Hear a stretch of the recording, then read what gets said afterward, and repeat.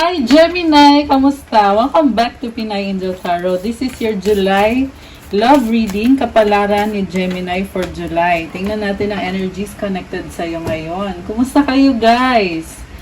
Comment present para alam ko nanonood kayo. So tingnan natin yung unang mga mensahe para kay Gemini. I'm unapologetic about what I desire and I trust that what I focus on will grow. Oh my gosh, grabe. Palaban ka, Gemini.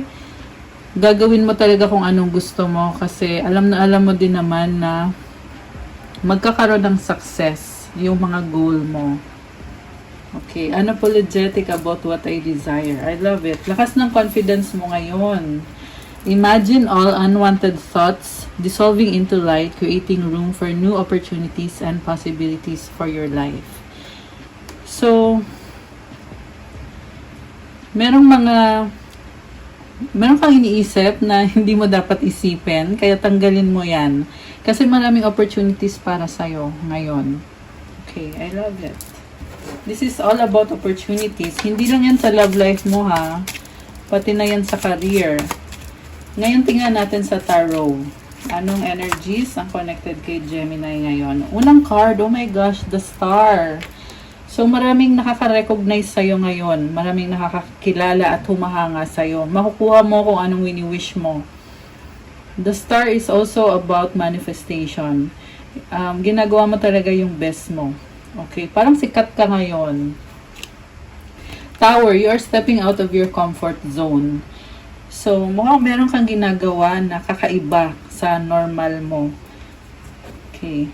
Tingnan natin yung nasa ilalim ng deck. Eight of Swords. Bakit hindi ka makagalaw? Parang iniisip mo yung sitwasyon, napipressure ka eh. Pero sa totoo lang, ang ganda na ng mga ginagawa mo.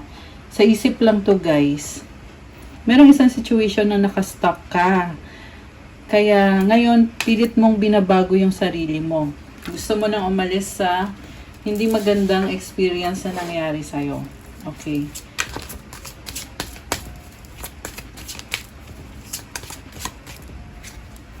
The Sun. Wow! New beginning. Alam mo, ang ganda ng cards mo. Yung mga unang cards mo. This is positivity. Clarity. King of Pentacles. Very practical ka din.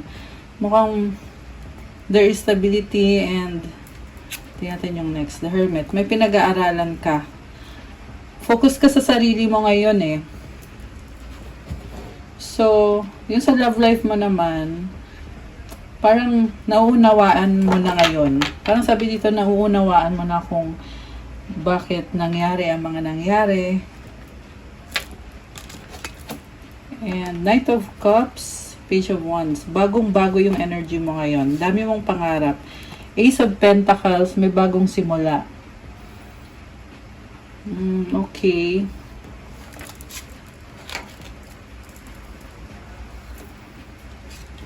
So, kakaiba yung energy mo. May success ka dito.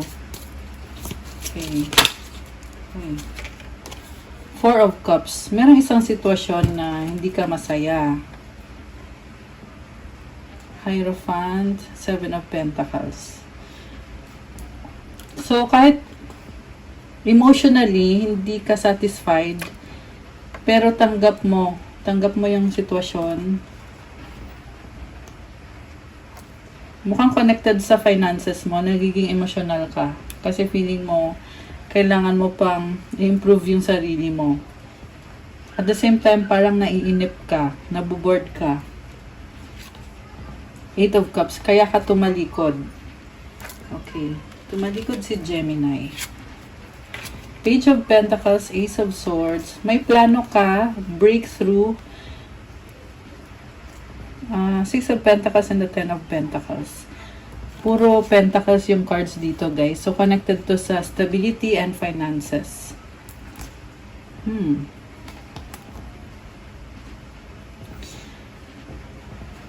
May nakita ko dito na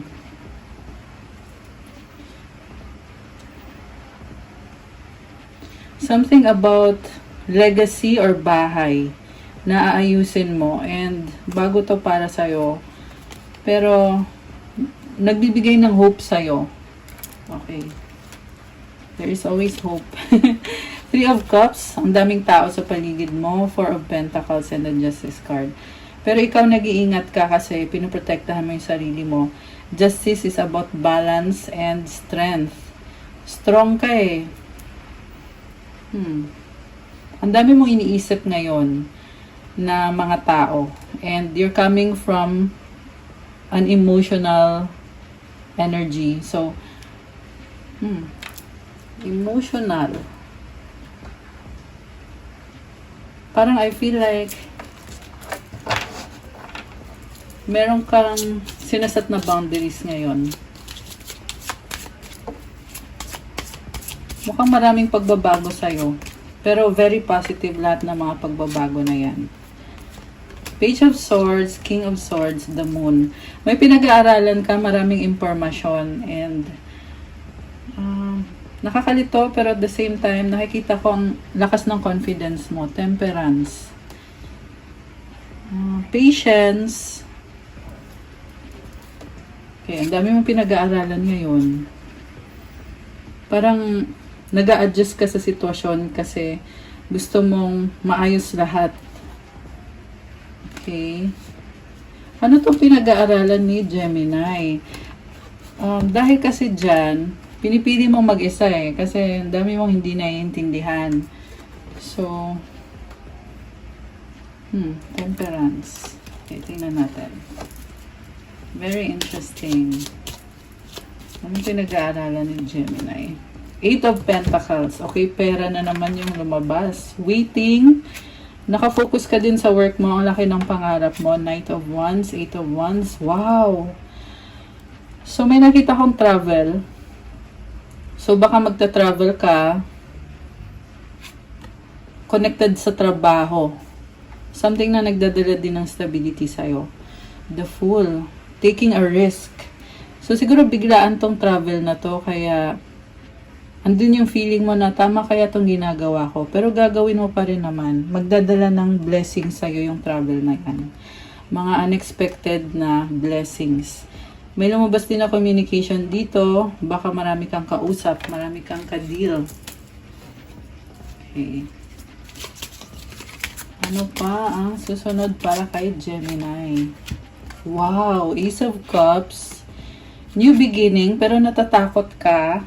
Kasi, very practical ka. So, kontento ka mag-isa. Pero may opportunity. Kaya inisip mo, tatanggapin ko ba tong opportunity na to o hindi? Kasi, pakiramdam mo, okay ka na eh. Okay ka na.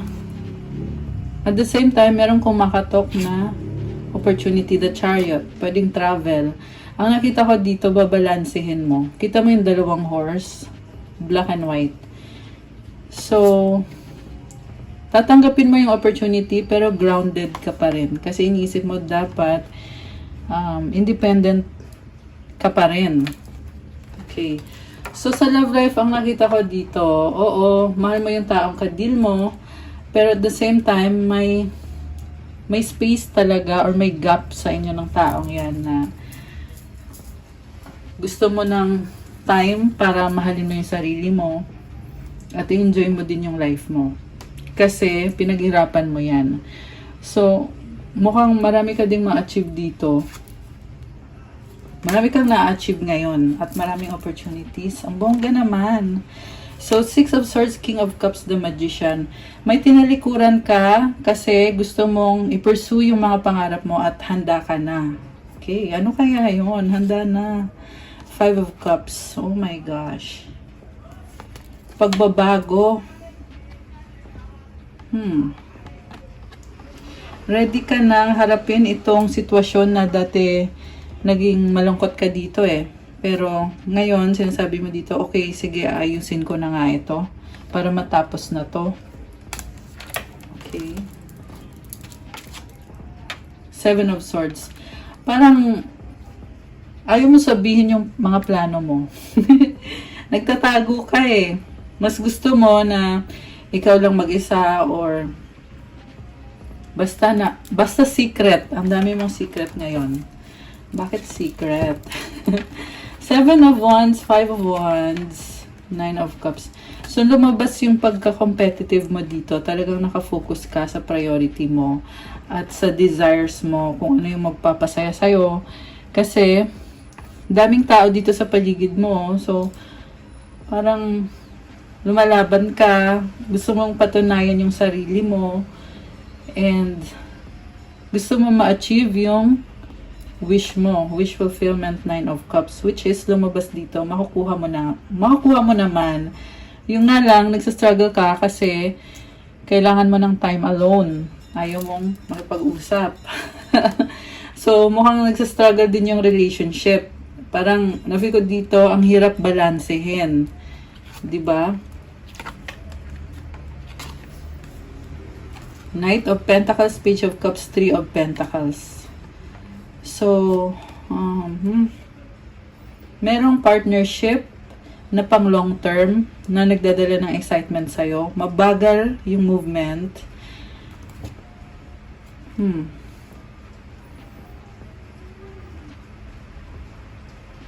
Parang na-feel mo dito na ang dami mong kailangan gawin para maging successful yung finances mo, yung career mo. Dami mong kailangan ayusin. And again, may opportunity na naman dito, guys. So, baka may mag-offer sa'yo na, Gemini, baka gusto mo i-try itong opportunity na to. May nakita kong learning. Ayan, pag-aaral na naman. So, daming offer. King of Wands, Queen of Cups, Three of Wands, Emperor. Oh my gosh. So, marami kang ka-deal na tao. Meron dito, may person dito na attracted kayo sa isa't isa, pero parang hindi siya yung main person mo.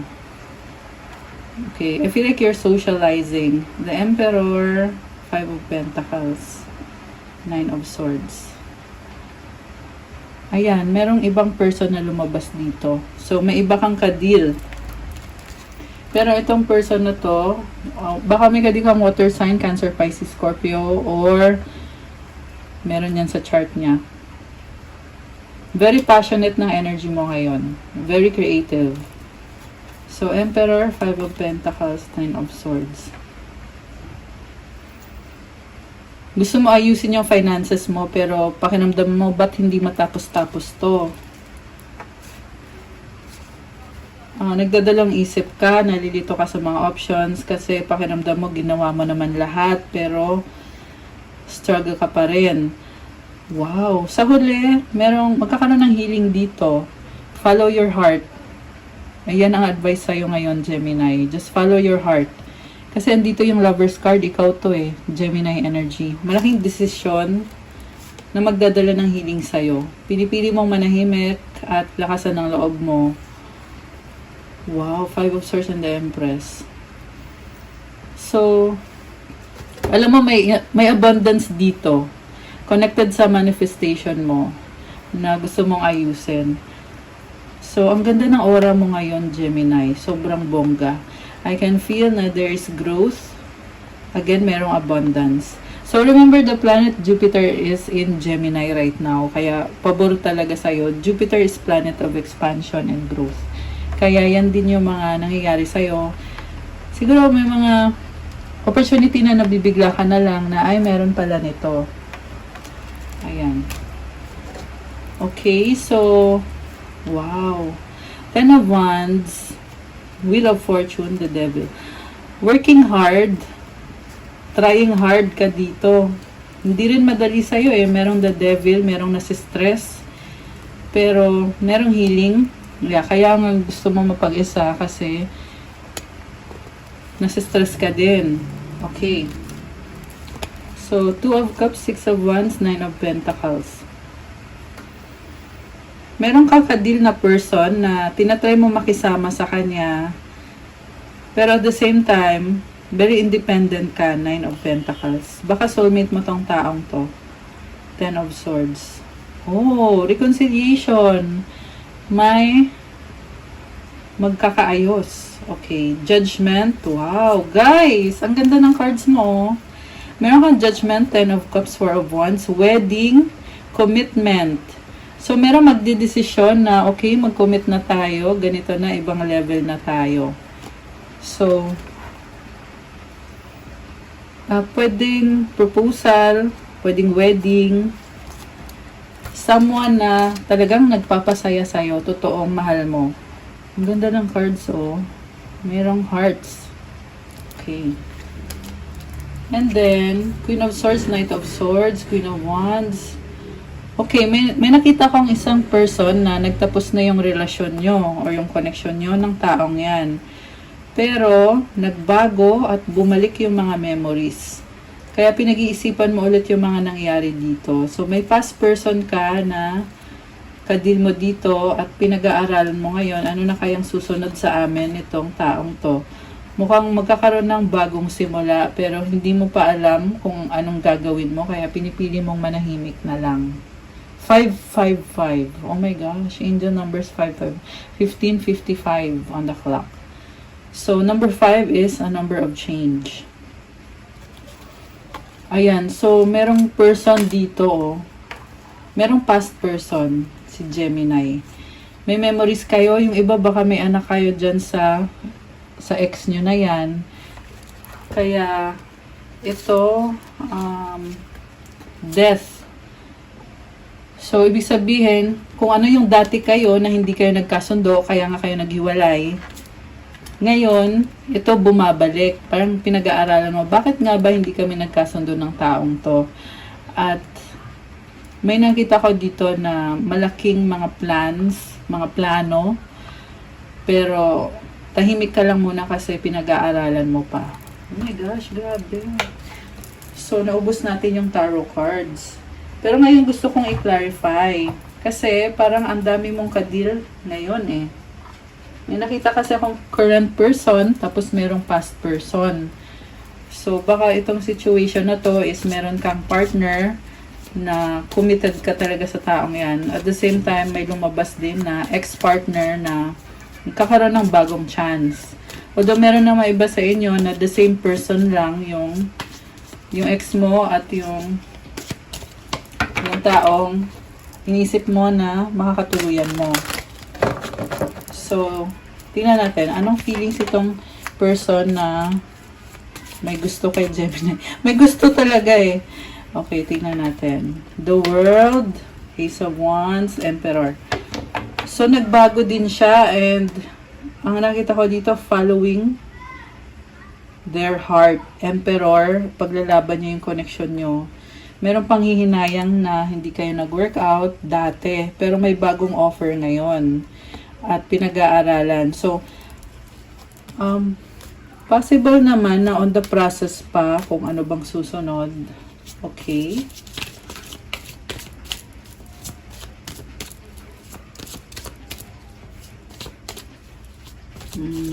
May magpaparamdam sa'yo dito. Itong person na to na may gusto sa'yo. Gemini. Magpaparamdam kasi dami niyang tanong. Ready na siya.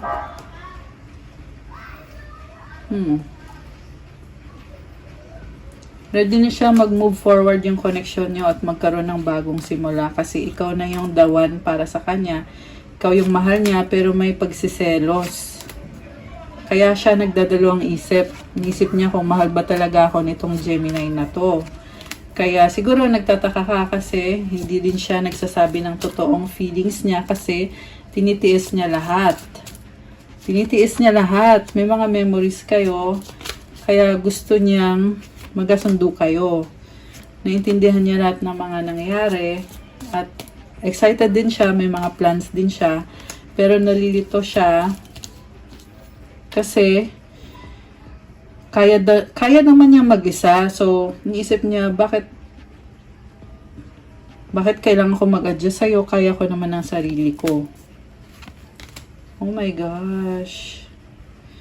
So, alam mo, sobrang mahal ka nitong taong to, pero nag-aalala siya sa'yo, meron ng pagsiselos. Meron pagsiselos. Itong person na makakatuluyan mo to eh. Ito yung makakatuluyan mo, Gemini. And then, merong magme-message siya sa'yo at hihintayin niya yung kasagutan mo. Oh, wow.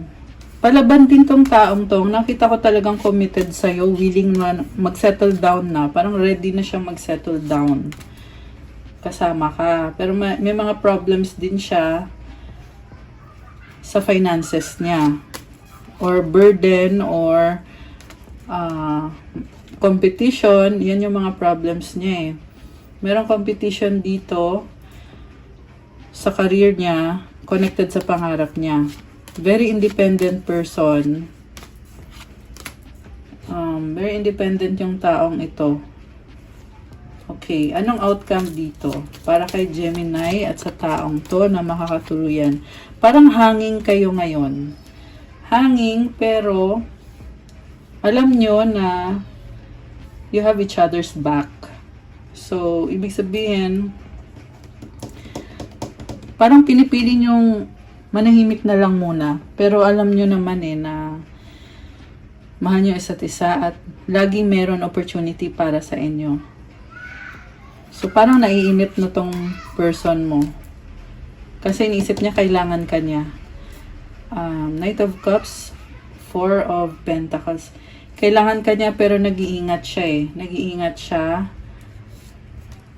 Ayaw niyang abusuhin yung kabutihan mo sa kanya. Chariot. So, gusto niya magkaroon ng healing sa connection niyo, mag-usap kayo, at i-heal niyo yung situation.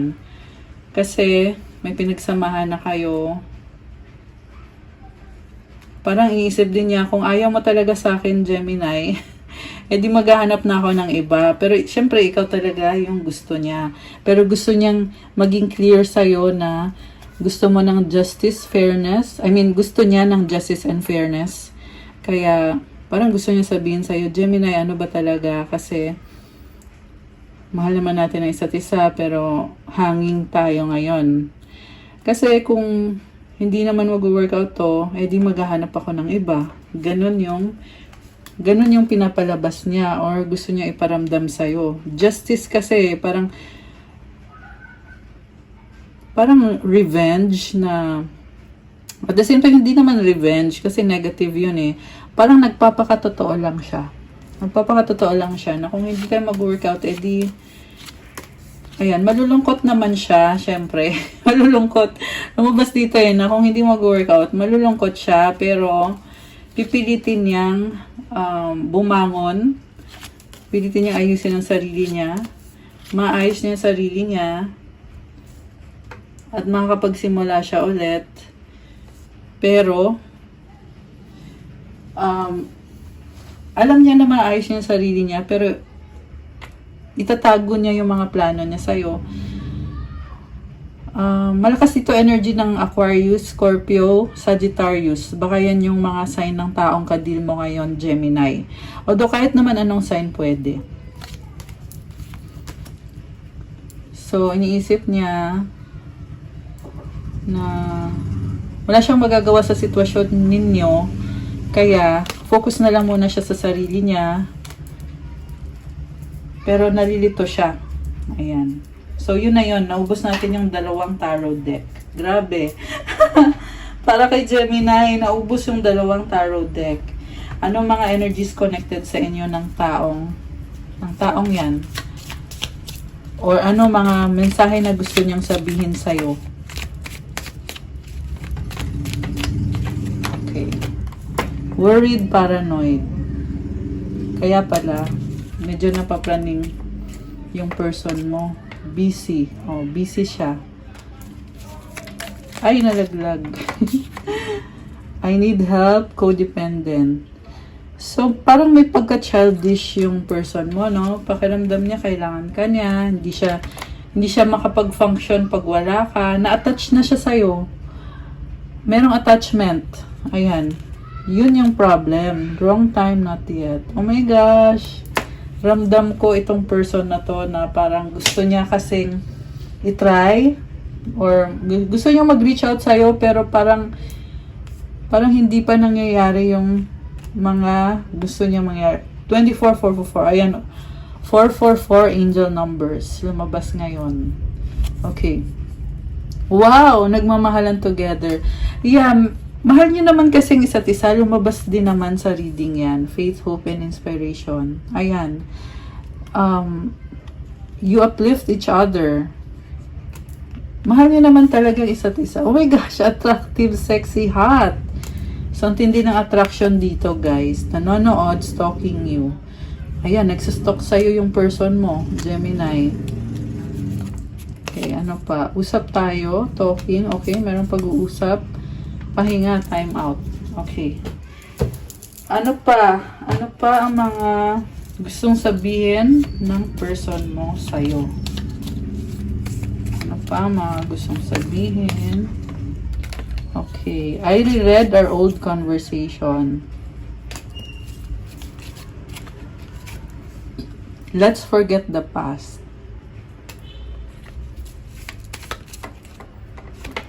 I miss you. Okay, ano pa? Lack of communication. Ayan, problema sa communication. Gusto niyang makipag-usap ngayon. I will do everything I can. Ayan. Anong advice para sa mga Gemini na nanonood? Kuha tayo ng advice card. So, kung nag-resonate, comment heart. Make sure na nag-like at subscribe. Kung gusto nyong bigyan ko kayo ng bonus reading, damihan nyo yung comments. Kasi pag maraming comments, views tsaka like, saka ko gumagawa ng bonus reading. Service. You stop using the universe to try to get what you want and start asking love to use you. You offer all and want to be of service. Ironically, many desires become fulfilled without grasping or manipulation. Wow. Parang yung tulong na binibigay mo or pag meron kang tinutulungan, si universe din binabalik yung blessing sa'yo. Grabe. Nice. So, kaya, pagpatuloy mo yan, Gemini, kasi binibless ka naman ng universe eh. Kapag ino-offer mo yung sarili mo, yung love mo, tsaka yung time mo. Hindi lang to sa relationships, guys, but kasama na din syempre yung sa family mo or sa ibang taong tinutulungan mo or friends mo. Yun. You are very blessed. Mukhang marami kang aanihin na blessings ngayon. Ayan. Okay, guys. That's all I have for you, Gemini, for your July Kapalaran. Thank you for watching. I-like nyo na tong video na to. Comment kung nag-resonate ba or ilang percent nag-resonate. Kung 100%, 50%, or kahit 10%, i-comment nyo pa rin. Kung kailangan nyo ng gabay, you can book a private reading. May bayad po kapag private reading kasi ikaw mismo i-reading ko. Tingnan nyo na lang sa description box. Nakalagay po dyan yung contact details. And if you want to start your crystals journey, check out my Instagram. Marami at iba-iba po mga crystals. Lahat po yan, merong special prayers and mantras na nakalagay dyan. And yung specific intentions mo. So, merong mga crystals tayo na tutulong pang-attract ng love, kagaya ng rose quartz. Meron din tutulong pang-attract ng money. Ayan, para sa mga business owners. Career nyo, meron ding for focus, motivation, negotiation, for manifestation, and for mental clarity, at marami pang iba. So, thank you, Gemini! Have a good day. God bless. Stay safe. I'll see you again soon. Love you guys. Bye!